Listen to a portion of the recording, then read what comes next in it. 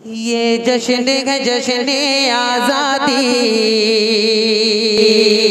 ये जश्न है जश्न आज़ादी, इस जश्न का दिन जब आता है। आप भी मुसलसल अपनी दुआओं से नवाज रहे हैं, हम उनका बहुत शुक्रिया अदा करते हैं। उनके साथ मरगूब भाई भी मुस्तकिल शोरा की हौसला अफजाई फरमा रहे हैं, उनका भी बेहद शुक्रिया। ये थे जनाब आज़ाद साहिल साहब जो हालात हादरा पर नज़्म पेश कर रहे थे। आप हजरात महसूस हो रहे थे ख़ास तौर से इस वक्त जो मुल्क के हालात हैं, जो फसादात और दंगों की आग में मुल्क जल रहा है, उसका तस्करा उन्होंने अपने कलाम में किया और आप सबको याद दहानी कराई। जो लोग मुल्क के मुहाफिज का तमगा लगाकर घूम रहे हैं, वही लोग मुल्क की मईशत को बर्बाद कर रहे हैं, मुल्क के अमन व अमान को गारत कर रहे हैं। और मुल्क के लुटेरे असल में वही लोग हैं जो मुल्क के मुहाफिज बने बैठे हैं और मुहाफिजीन का तमगा लगाए बैठे हैं। बड़े नाजुक हालात हैं, बहुत बड़ा ये अलमिया है हमारे मुल्क का। अल्लाह से दुआ है कि अल्लाह इस मुल्क के हालात को बेहतर करे और ऐसे नाकारे हुक्मरान से मुल्क को छुटकारा दिलाए। आइए हजरात, आज के इस प्रोग्राम की सदारत फरमा रहे हैं मौलाना मरगूबुल हक कासमी साहब, नाज़िम आला मदरसा मोहम्मदिया कोपागंज। चूँकि सदर मौसूफ की और भी मसरूफियात हैं और वो अपनी तमाम मसरूफियात को बालाएताक रख के उन्होंने इस प्रोग्राम में अपनी हाजिरी दर्ज कराई, इसके लिए हम उनका शुक्रिया अदा करते हैं। लेकिन उनके सामने और भी जिम्मेदारियां हैं। मदरसे का बहुत वजनी बोझ अपने नातवा कांधों पर उठा रहे हैं और अपने नातवा कांधों से मजबूत की आदत फरमा रहे हैं मदरसे के। उनको किसी और जो है सिलसिले में कहीं जाना है, इसलिए हम ये चाहते हैं कि सदर मौसूफ को बिला तमहीदो ताखीर माइक पे जहमत दी जाए और उनसे गुजारिश की जाए कि वो अपने तअस्सुरात का इजहार फरमाएं। जनाब मौलाना मरगूबुल हक कासमी साहब। बिस्मिल्लाहिर्रहमानिर्रहीम। मेरे मुअज़्ज़ज़ हाज़िरीन, बुज़ुर्गों और दोस्तों, आज का ये प्रोग्राम मुल्क की आज़ादी को लेकर है, लेकिन हमको इसके बारे में भी मालूम होना चाहिए कि मुल्क आज़ाद कैसे हुआ।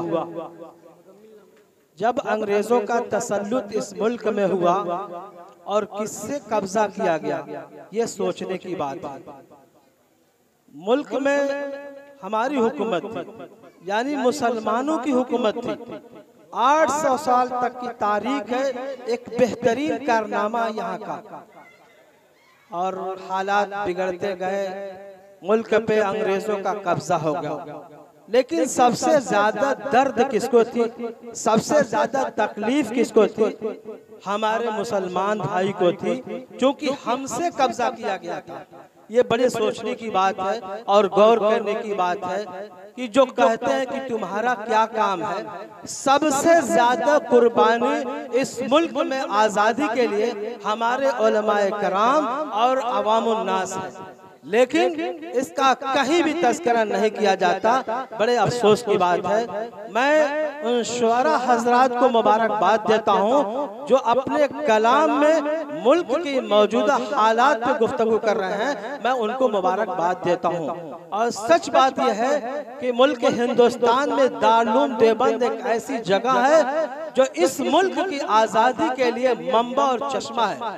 उन अकाबिर हजरात ने इस मुल्क की आज़ादी में देखा कि इस्लाम खतरे में है, मुसलमान खतरे में है, तो दारुल देवबंद का अमल क़याम में आया।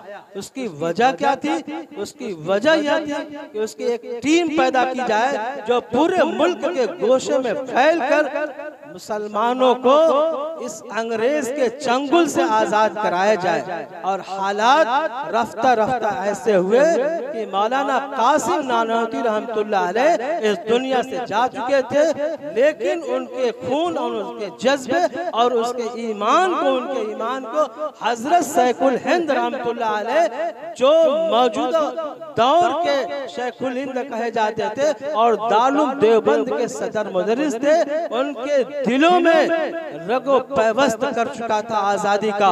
उन्होंने अपनी ऐसी टीम तैयार की कि जो पूरे मुल्क में फैल गए और आजाद मुल्क हुआ। लेकिन अफसोस की बात है कि सबसे ज्यादा कुर्बानी इस मुल्क में मुसलमानों की है और उसको फरामोश करने की कोशिश की जा रही है और हालात बद से बदतर होते जा रहे हैं मौजूदा दौर में।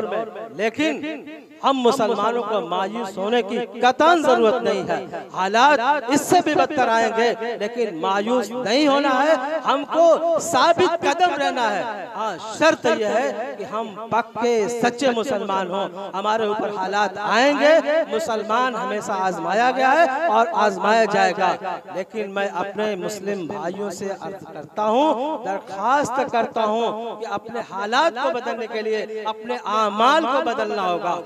अजान हो, नमाज पढ़े, हमारी सुन्नत क्या है उसको जिंदा करें, हमारा इस्लाम क्या कहता है उस पर चले। इंशाअल्लाह इससे अच्छा वक्त आएगा जब हम हालात बदलेंगे, हम सही और गामजन होंगे, सही रास्ते पे गामजन होंगे। अल्लाह ताला हम सबको मजबूती और इस्तेकामत के साथ इस पर अमल करने की तौफीक नसीब फरमाए। और जो हालात हैं इंशाअल्लाह अगर हम सही रहे तो इनको जाना है, अगर हम अपने अंदर बिखराव पैदा किए, हम अपने हालात को तब्दील नहीं किए, हम अपने हालात में सुधार पैदा नहीं किए, तो फिर कोई भी आ सकता है और हमें गाजर मूली की तरह काट सकता है। बहुत अफसोस की बात है, हमारे शुअराए कराम मेवात का तस्करा कर रहे हैं, नूह का तस्करा कर रहे हैं, हम लोग बड़े दुखी हैं। हम भी जमीयत उलमा हिंद से एक ताल्लुक रखते हैं, हमारे ऊपर जो हालात गुजर रहे हैं, लेकिन हमें यह है कि हमें मायूस नहीं होना है। इंशाअल्लाह हालात बदलेंगे, हम बदलेंगे तो हालात बदलेंगे, इसकी जरूरत है। और मैं बहुत ज्यादा देर तक गुफ्तगू नहीं कर सकता, सही बात है कि मुझे एक प्रोग्राम में और शरीक होना है। बस चंद बातों के साथ ये बात कहूँगा कि आप हजरात अब अपने हालात को बदलिए और शुअराए कराम के जो कलाम आप सुन रहे हैं उसमें भी तब्दीली पैदा कीजिए और इनको दाद दीजिए। और इनसे भी मैं अर्ज करूँगा कि ये भी इस मुल्क के हालात को बदलने के लिए अपने तन मन धन से पूरी जिंदगी अपने को लगा दें। इंशाअल्लाह उलमाए कराम सब मिलजुल कर इस मुल्क को अगर दोबारा आजाद कराने की जरूरत पड़ेगी तो हम बिल्कुल मैदान में रहेंगे, पीछे नहीं हटेंगे एक कदम। जो भी हालात होंगे उसके लिए हम नबर आजमा होंगे।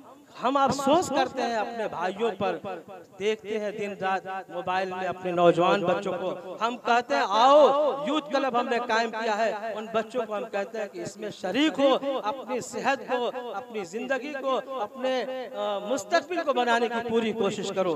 लेकिन हमारा नौजवान मोबाइल से उसको फुर्सत नहीं, अपने हालात बदलने के लिए उसको फुर्सत नहीं, तो इसी तरीके से हालात रहेंगे। अगर कुछ करना है तो अपने को बनना पड़ेगा। और मैं इन चंद बातों के साथ अपनी बात को खत्म करता हूँ, इस उम्मीद के साथ कि अल्लाह ताला कहने से ज्यादा अमल की तौफीक नसीब फरमाए। वमा अलैना इल्लल बलाग।